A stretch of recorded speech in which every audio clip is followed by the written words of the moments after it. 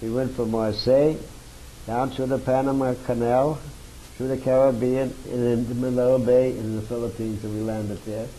And we were getting ready to go into Japan when they start bringing the airplanes in. The Japanese come in the continent, but they want to start negotiating. But we didn't hear nothing else about that. But to us, it was just another day that, like I said, each sleeper was.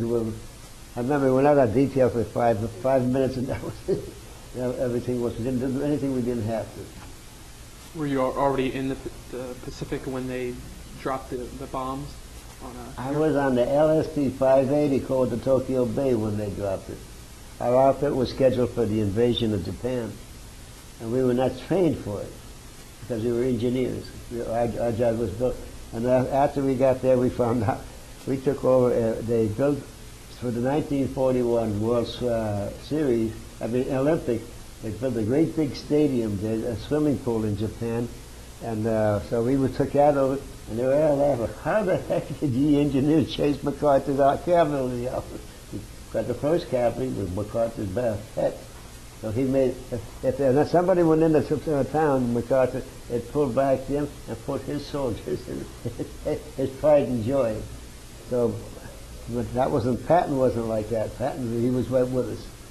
I seen Patton several times when I was over there in Europe. And then from there, we took over there. We were waiting to come home for waiting it. And I remember we were past the Imperial Palace. That's a beautiful place. But the Japanese were very nice. And then we took over it, and we had a bunch of fellows from the Midwest, so they were good sporting at it. And we took over the stadium, and I don't know who gave them permission, but they told the Japanese they could have the ball game the next morning. If the permission, they could play the GIs, they could play with the Japanese. 4 o'clock in the morning, they were in line waiting to go to a ball game. That's how there were baseball fans over there. But, after that, I stayed there, I think, a couple of months. No, we Thanksgiving, we came home at 9:45. We come into Tacoma, Washington. And one of the fastest ships they had in the for troop transport, the Pope, the Navy. That's what these were. They were pulling out, they threw the cable and got tangled up in the propeller. Took us 9 hours to get out from the dock because they had to cut the cable off. And then we had 9 days of storm all the way across the North Pacific. So I say, I'm an Army man with 80 days at sea. Especially I worked with. He was in the Navy for 5 years and never got out of a boat. He was a shoemaker in the Great Lakes area and put him there. So I was very fortunate. I came home without a disability. Oh, I have one disability. I always tease him. I have service-connected tonsillitis. The doctor put me on that twice, and he didn't know what it was for. Once in Europe, he didn't know what it was, and once in Japan, he said, "Oh, you got tonsillitis." I had that until I come home. Then I took it out in the service. In what year did you finally come back home? 45. 1945. And then when I came home, the snow was that deep. Everything, our buses were on strike. So I lived in Scranton. I lived right over the city line.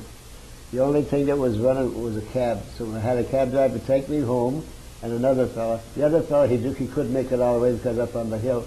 But I was very full, and I didn't get a reception like these guys got today. They deserve it, but I didn't get it.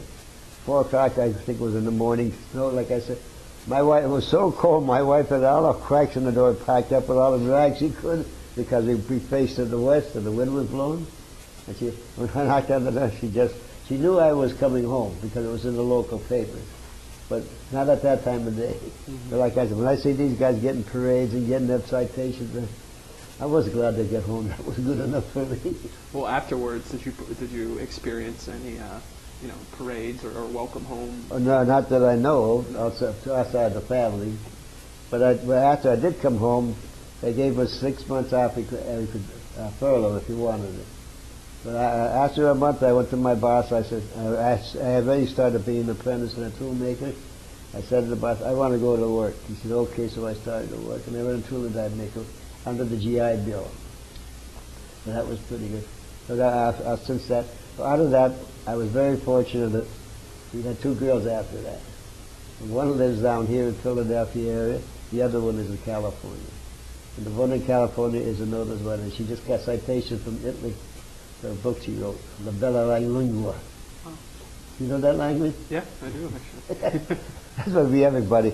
Here a Polak writing about me. Italian, I don't even know how to say buongiorno.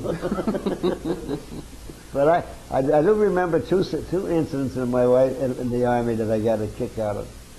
When we come up from San Antonio in Illinois, the girls will excuse me, but it's 4 o'clock in the morning, they had short on. And we're standing there and the doctor's saying to this one kid, skin it back, skin it back. And I'm standing behind him. I said, Doc, he's Yiddish. You know what I mean? I got away with that one without being punished for that one. Then another one when we were out there, this is the one I can never understand. One day they come to me and says, Henry, you're the guy down barrier. I never even seen the darn stick before. So we're out there in a mass review, marching, our colonel's in front of us, boom, boom, boom, I got the stick. I said, Colonel, you're out of step. I never seen the stick again. I was thinking I'm giving that one to Reader's Digest. But nobody ever said anything. You want to do it? But I said, jokes, the only guy out of step was the lady. So look at my son's step, everybody else is out of step. So outside of that, I did enjoy like I said, the only thing I did not like about the service, telling me when to go to eat, when to go to bed. That was the only thing. I met a lot of nice people, and I got an education out of it, so I'm doing good. Did you remain in contact with any of the people that you met while in the service? Upon returning home? Since I come out of the civilians, no, but they keep in contact with someone. Matter of fact, I think there's one more fellow left that was with me in the service. Outside, but I do remember one thing. We had a fellow down playing the polkas the other day, and he was playing beer barrel polkas. I said to the lady with me, we were over in Bar-le-Duc, France, and I met a French Pole. He was living in France, and he was an accordion player. He invited me to have supper with him. I went to his house. He started playing it.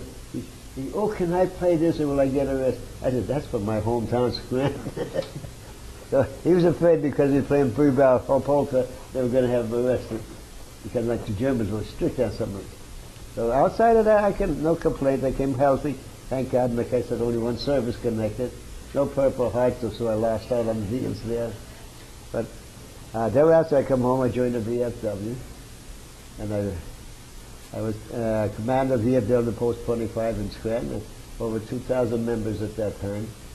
And then I was active in the church, and I actually say, everybody wants to know, like one of the fellows downstairs, I asked him, how long you married? He says, 9 years. I said, how many children? He says, none. And I pointed at my daughter going, there's one, 9 years before my first baby, and after that we had another one, 3 years after that. So I was working on it, no stress. So everything was going.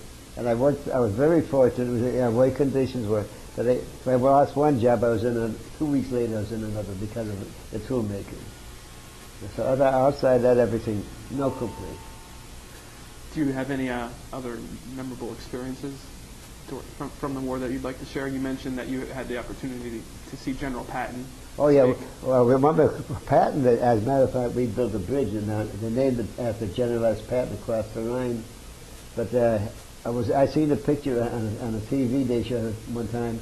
But the Army built it from the big man A company all the way down to F company. So we had F company. They called them the midgets. They were under 5 foot, and they built the biggest bridge across the Rhine River out of wood.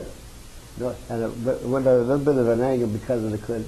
And he was down there, and he gave them a citation. But that was then when we went to Japan. We took over the shrine over there. We didn't have to build any buildings or any bridges there because it stayed that long, and they could tell when you could tell we're coming home. They were not at our back.